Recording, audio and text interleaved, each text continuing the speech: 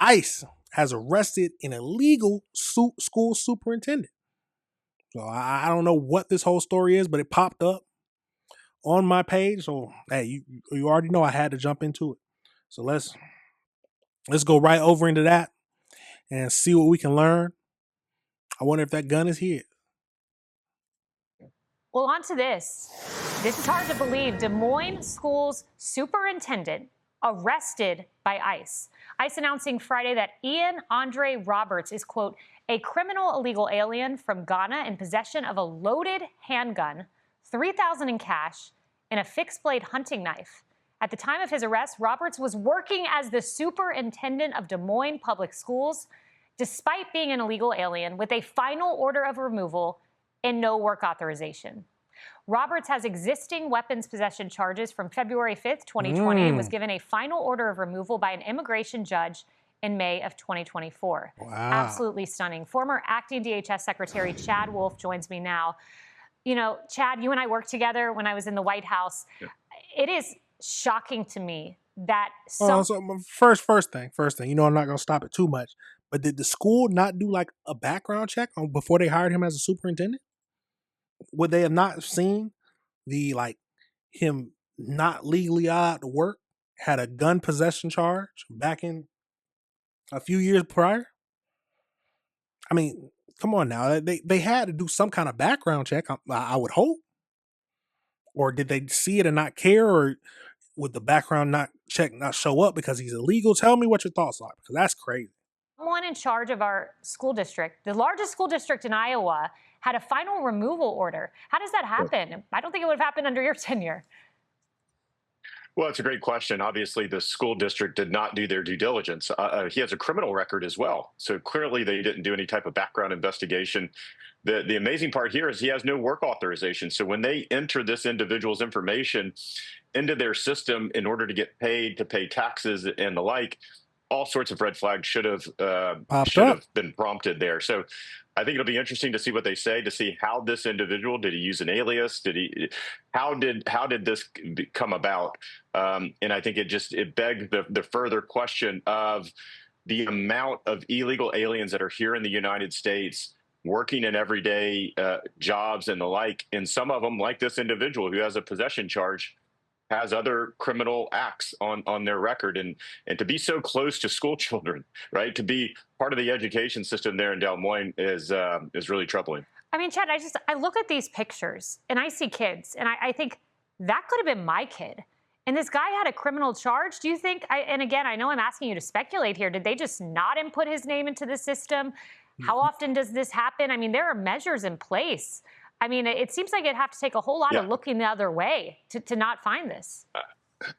I think so. Look, the school system there, just like any other employer around the country, has an obligation to make sure that everyone that they're hiring is here in the United States legally, has the ability to work legally. So if they're not a U.S. citizen, then they have some type of work authorization provided by the federal government.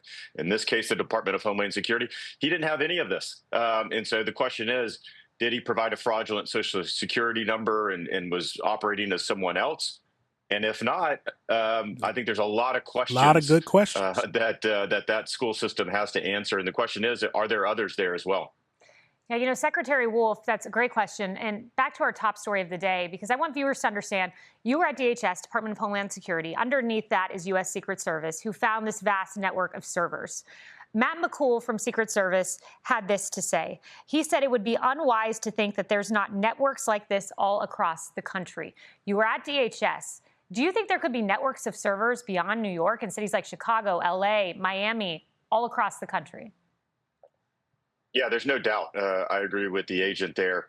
I think this is a wake-up call, not only for everyday Americans, but just others involved in the fight here. And the good thing, which I heard the chairman say, is that we have agencies in the federal government, state and local partners, and others that are dealing with this each and every day.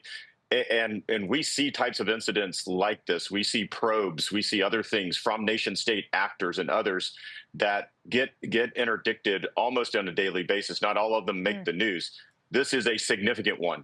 This is concerning for a variety of different reasons. They can enable denial of service attacks and take down cell towers, as was mentioned here. So I think what this says is, because we have an open society, we need to rely more and more on our investigative powers that we provide to certain law enforcement intelligence agencies so that they can go about this and thwart this before it begins. But again, this should be a wake up call. There are bad people that want to take down Americans and do Americans harm every single day. They reside outside of the United States, but they also reside here in the United States as well. It's terrifying, but it's great to know that Secret Service was on it. Secretary Wolf, thank you. Yeah. Thank you. Hey, it's Will Kane. Click here to subscribe to the Fox News channel on YouTube. It's the best way to get our latest interviews and highlights. And click to subscribe to the Will Kane podcast for full episodes right now. Absolutely crazy, y'all. That's an absolutely crazy situation. I was looking at this article from CNN, just basically who he is. So let's go back up to top. Who is Ian Rob, the Iowa school superintendent accused of ICE of being a U.S. illegal? So a year into his tenure of the superintendent of the largest school, made headlines. He was in a three-piece suit, candy cane stripe, sneakers. What is this? It was a small, unforgettable lesson. I ran track. Oh, so you're just going into, well, let's go back. Let's go into, let's see what this is. So this is from the U.S. Immigration and Customs Enforcement. So as we got his pictures here.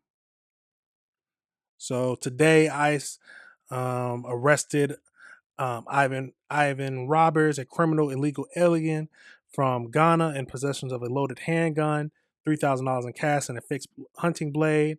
At the time of his arrest, he was working as a superintendent.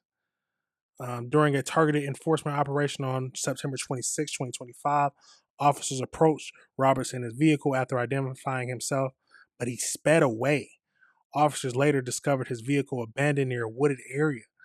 State Patrol assisted in locating the subject and he was taken into ICE custody. So he knew something was wrong. He sped away. Roberts had an existing weapons possession charge from February 5th, 2020. Robert entered the United States in 1999 on a student visa and was given a final order of removal by an immigration judge in 2024. The investigation into how Roberts acquired a handgun is being turned over to the ATF. It is a violation of federal law for those in the U.S. without legal status to possess a firearm and ammunition. Absolutely crazy. So he sped away, as you see in this second paragraph. Sped away because he knew something was wrong. He knew something was wrong. Absolutely crazy. It's a crazy world. It's a crazy world. Something you would not expect. Wow. So he looked like he ran track in Ghana for representing Ghana. Absolutely crazy. A longtime gun owner and hunter said that it was aware. The school system said that it was unaware of the order of removal, but Roberts did inform the school board of a firearm offense related to a hunting rifle during his hiring process. The district said in a statement, Robert provided sufficient context and explained the situation to move forward into the hiring process. Public school records. Robert pleaded guilty to the weapon charge in Pennsylvania in 2022. CNN has been unable to verify whether Robert had a separate charge from 2020. Absolutely crazy, y'all. Absolutely crazy. Let me know your thoughts on this whole situation. Do you think he should have been teaching schools? That is the main question. Do you think he should have had the right to teach some schools? All right, to be a superintendent. It's absolutely crazy, but they said he sped away. The only reason you sped away or run from police officers is if you're doing something bad. So, I mean, can't really say much about it. He was told to leave back in 2024. You got to follow the laws. Absolutely crazy, y'all. Let me know your thoughts on that whole situation. Let me know if you think he should have just been able to keep being a superintendent. That's what some people believe. Absolutely crazy. Now, all right, everybody, remember this is